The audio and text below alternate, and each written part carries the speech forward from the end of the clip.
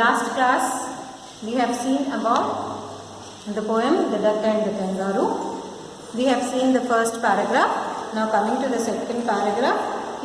Let's revise what happened in the first paragraph, then we'll proceed to the second paragraph. If you see the first paragraph, the first line said the duck to the kangaroo, and the last line said the duck to the kangaroo is giving the rhythm, needed rhythm to the poem. So that is called as repetition. This is called as repetition. Next, if you see the second line, in the first paragraph, duck is speaking to kangaroo.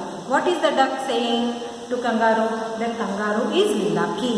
Why is the kangaroo lucky? The kangaroo can hop and freely move about the whole world wherever it feels like, whether it is on the water or whether on the land. The kangaroo has the freedom to move over the land and over the water. So, how lucky the kangaroo is compared to duck, the duck is telling. On the other hand, the duck is also sharing that it is feeling very bored in the nasty pond, the dirty pond in which the duck is living. The duck is feeling very bored and he wishes to move about in the whole world like the kangaroo moves.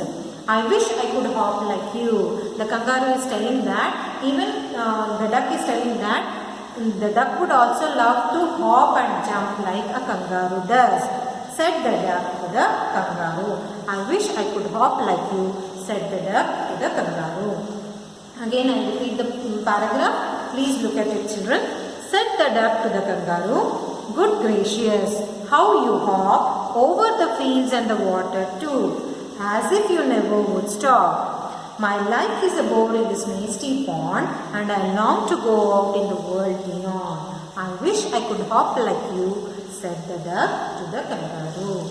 See, when I am reciting this poem, you see that said the duck to the kangaroo, said the duck to the kangaroo in the first line and in the last line is adding a particular rhythm to the poem. Is adding a particular rhythm to the poem. And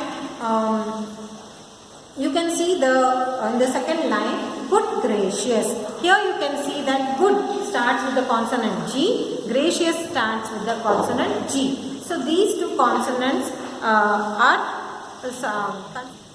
now if you look at the rhyming pattern, you see that AB, CC, AA is the rhyming pattern of the first paragraph. So we have come across two literary devices in the first paragraph, that is repetition and alliteration. What repetition shows? The urgency, how urgently the duck is speaking to the kangaroo. Now let us proceed to the second paragraph. In the second paragraph, in the first paragraph we have seen that duck was speaking to kangaroo and sharing its unhappiness staying in the same dirty pond and feeling happy for kangaroo to move out freely in the world beyond. And now in the second paragraph, the duck is requesting kangaroo. What is the duck requesting kangaroo? What is the conversation between the duck and the kangaroo here? Let's see. Please give me a ride on your back, said the duck to the kangaroo. What is the duck asking? Please give me a ride on your back. The duck is asking kangaroo to give a ride on its back. I would sit quite still and say nothing but quack. So the duck is telling kangaroo that the duck is going to sit quietly without making any noise but just to say quack. What is a quack? Quack is a sound made by the duck. As cats mew, dogs bark, ducks quack. Yes. The whole of the long day through, and we would go to the dee and the jelly bolly, over the land and over the sea. Please take me a ride, O dear, said the duck to the kangaroo.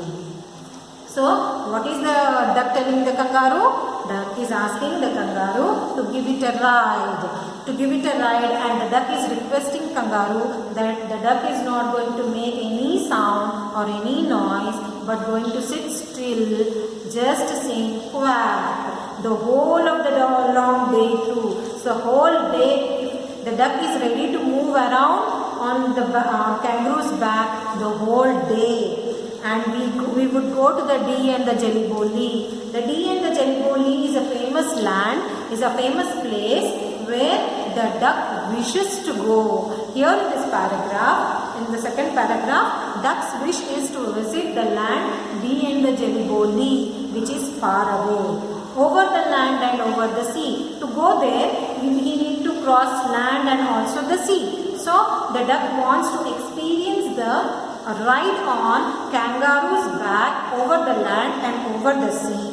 Please take me a ride, Odu. So the duck is asking, requesting kangaroo by saying, please give me a ride, Odu, said the duck to the kangaroo. So in this paragraph also you will see that the second line said the duck to the kangaroo and the last line said the duck to the kangaroo gives the rhythm, shows the urgency of the expression here. And again, if you see at the rhyming pattern, AA, AB, AB, CC, BB is the rhyming pattern of this paragraph. In the first line it's back and third line it's quack. Second line it's kangaroo and fourth line it's true. Kangaroo and true are rhyming. Lee and see in the fifth and sixth line are rhyming. Do and kangaroo in the seventh and eighth line are rhyming. So the rhyming pattern is A, B, A, B, C, C, D, B. And again you can see sit still, sit quite still, how you hop in the first paragraph, and sit quite still is the alliteration, the literary device used in the paragraph. So in the first and second paragraph, we have seen the two literary devices, that is repetition and alliteration being used. Now coming to the third paragraph. In the first two paragraphs, duck is speaking to kangaroo. Duck is requesting kangaroo in the second paragraph. Now coming to third paragraph, let's see. Said the kangaroo to the duck. This requires some little reflection. Perhaps on the whole it might bring me a laugh. And there seems but one objection, which is, if you will let me speak so bold, your feet are pleasantly wet and cold, and would probably give me the rheumatiz, said the kangaroo.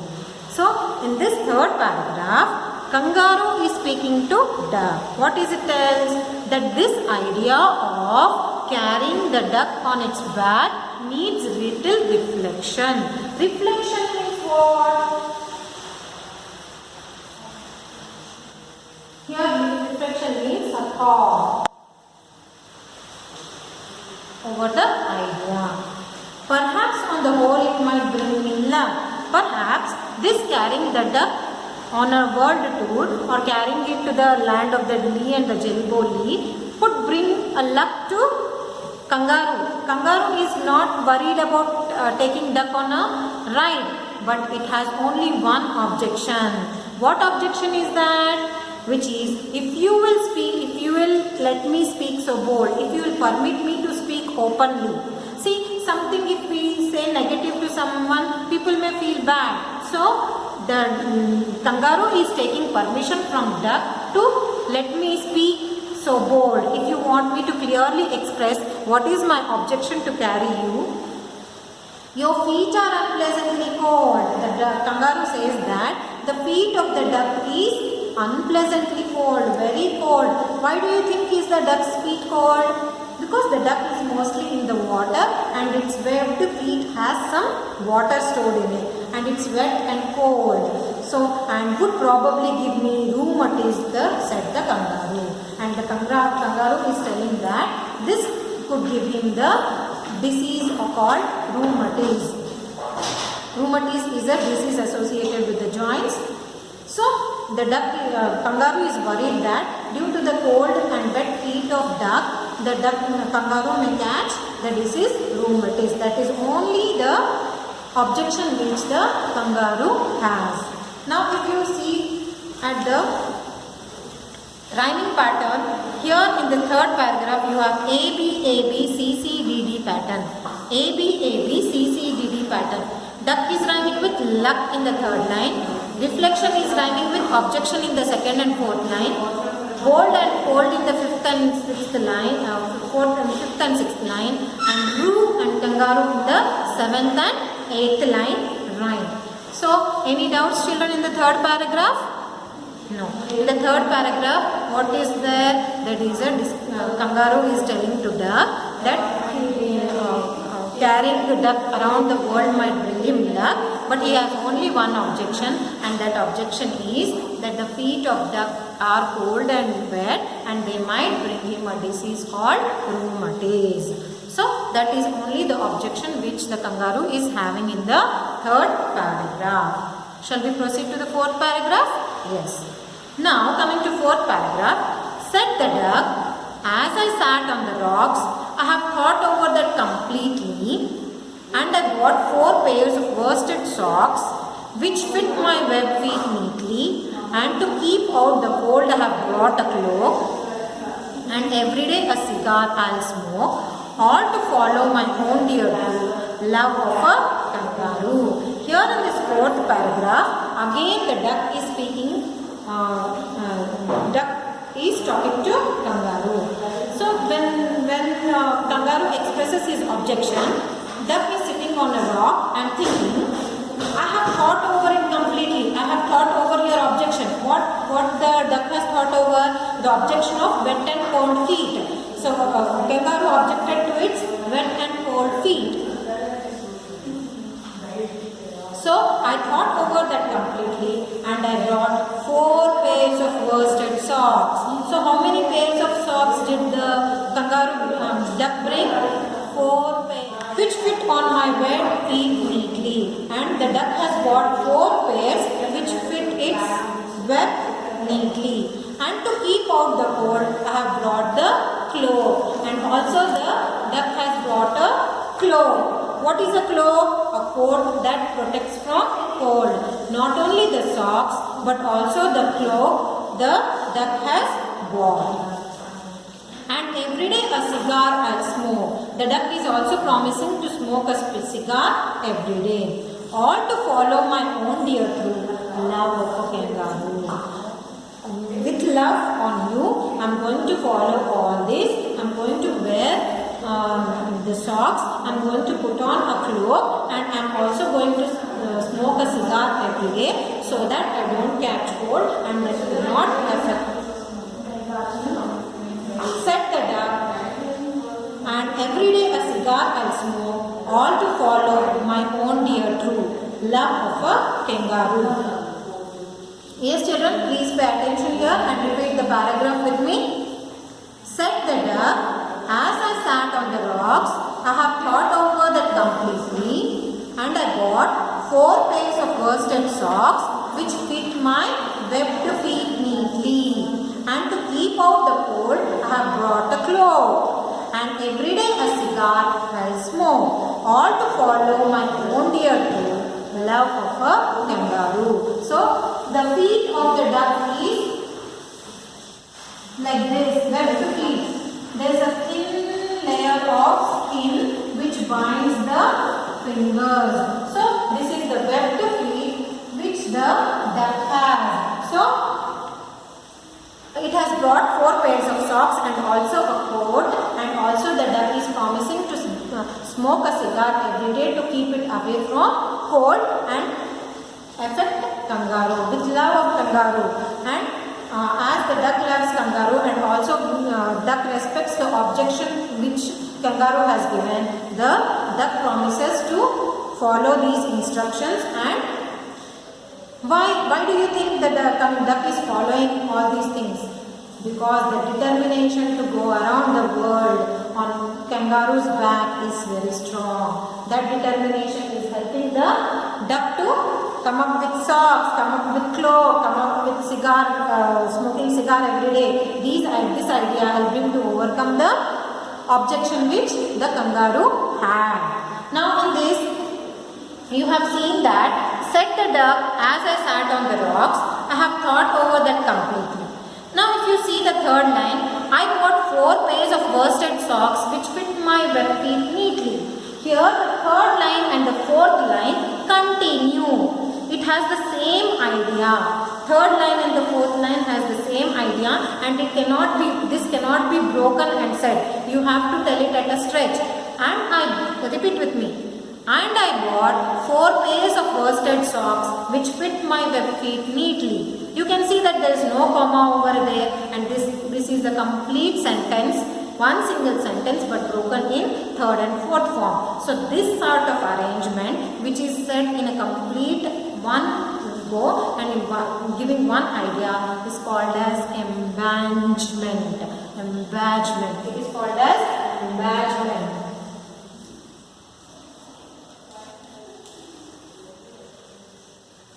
We have seen repetition, we have seen alliteration. Now the third different device is embellishment.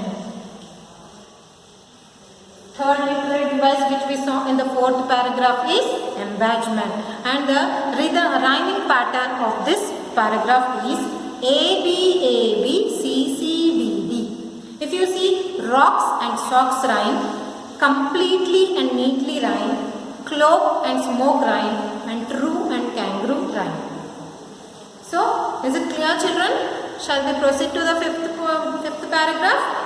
Before proceeding to the fifth paragraph, repeat the fourth paragraph with me. Said the duck, as I sat on the rocks, I have thought over that completely, and I brought 4 pairs of worsted socks which fit my web neatly. And to keep out the cold, I have brought a cloak, and every day a cigar I'll smoke, all to follow my own dear true love of a kangaroo. So, what are the literary devices we have seen in this fourth paragraph? Embellishment. In first, second paragraph, what did we see? Repetition and alliteration. Now coming to the fifth paragraph, let's see. Said the kangaroo, I am ready. So when in the fourth paragraph, duck is ready with the socks, duck is ready with the cloak, duck is ready with an idea to smoke cigar every day to keep itself away from cold. When so much of precaution, so much of measures duck is ready to take, the kangaroo also agrees to take him on a ride. Said the kangaroo, I am ready, all in the moonlight pale, but to balance me well, dear duck, sit steady. So, the tail, so the duck is going to sit on the tip of the tail. So, all in the moonlight pale. When the moonlight, how is the moonlight? Bright. But to balance me well. But the kangaroo asks the duck to balance itself well on the tip of the tail. Balance me well, dear duck. Sit steady. So for the duck to balance him, sit steady. Don't move here and there, and balance properly. And quite at the end of my tail. And at the tip of the tail. End of the tail means the tip of the tail. The kangaroo is asking the duck to sit at the tip of the tail and to sit still. And quite at the end of my tail. So away they went with a hop and a bound, and they hopped the whole world 3 times around. And who's so happy, oh, as the duck and the kangaroo. So, and sitting on the end of the tail or on the tip of the tail of the kangaroo, sitting still, they went around the world 3 to 4 times over the land and over the water, and both the kangaroo and the duck were very, very happy. And quite at the end of its tail, it sat and they were very happy. So they went with a hop and a bound. How did they go? Hopping and binding each other together without falling down. The duck and the kangaroo went round the world. How many times did they go around the world? 3 times. And who's so happy? Oh, as the duck and the kangaroo. Who's happier like the duck and the kangaroo? Their happiness is to the peak, moving around the world, jumping over. So, now see children. First, please repeat this paragraph with me.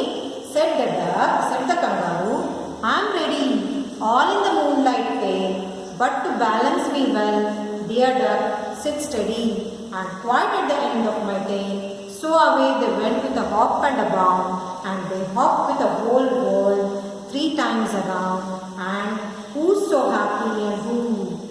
Now you can see here in the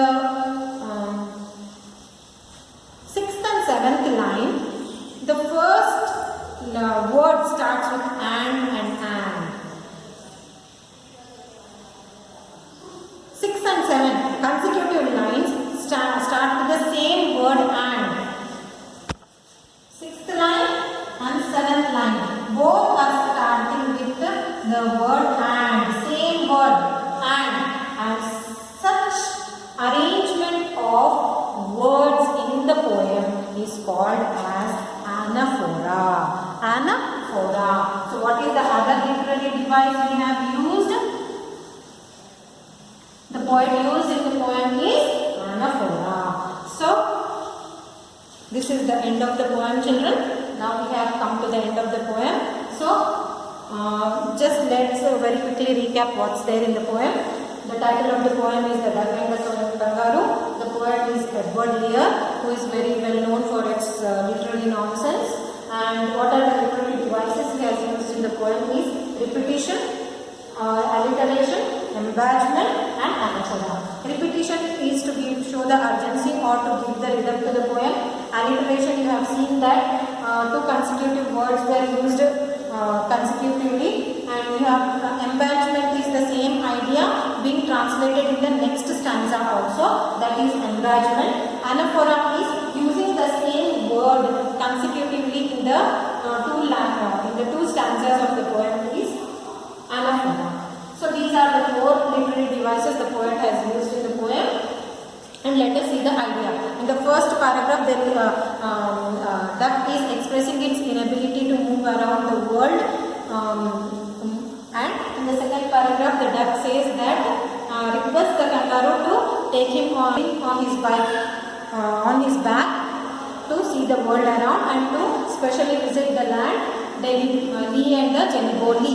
And in the third paragraph, kangaroo speaks to duck saying that he has no objection except for one, that is the feet of the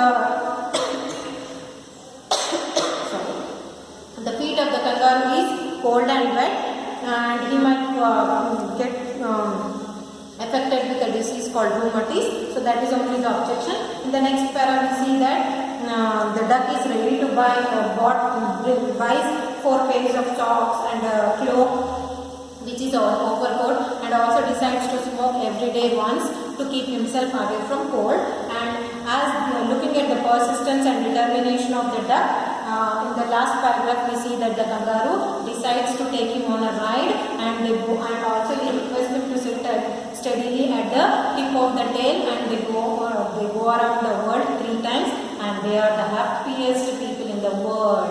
So this is the light humor which we have seen in this poem by Edward Lear. Hope you have all understood, children. What are understood about the literary devices used, about the idea of the poet and the humor involved in it. And this is the end of the poem, children. Happy learning at home. Please revise this, and any doubts please ping me up or send me a message. I'll clarify it. And next class we will see the lesson, the snake and the mirror. Till then, bye bye.